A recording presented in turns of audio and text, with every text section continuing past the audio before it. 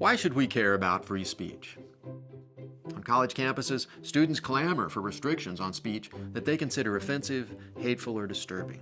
Internationally, countries consider further limiting speech in the wake of violence like that committed by those who object to portrayals of the Prophet Muhammad. In the American media, many commentators question whether such offensive and provocative speech should even be allowed. And why should it?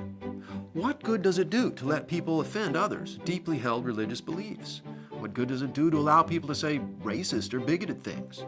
What about homophobic slurs, or remarks demeaning towards women, or any other nasty, hateful comments that you can imagine?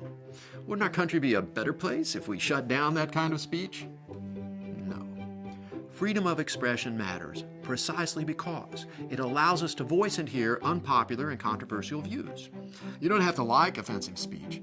In fact, you should feel free to vigorously denounce and criticize speech that you see as wrong.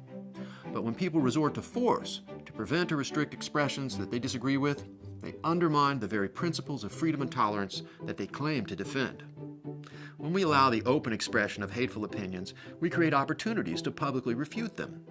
The U.S. Supreme Court has upheld the right of neo-Nazis to march through Jewish neighborhoods while expressing acutely offensive and distressing views.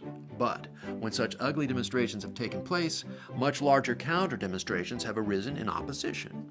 The result? Greater awareness about the importance of taking a stand against hate. Allowing offensive speech also matters because it promotes the progress of human understanding. Some expressions, once widely denounced as offensive or even dangerous, have won vindication and become received truth.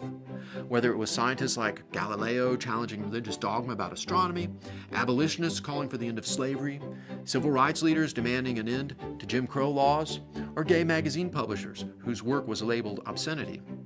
Speech that authorities once tried to censor has instead contributed immeasurably to our culture. When authorities seize the power to silence offensive views, they also of necessity seize the power to silence dissenting and minority views. In effect, censors pursue a policy of ignorance by design. That's why smart societies respect freedom of expression, even when, especially when, it causes discomfort and offense.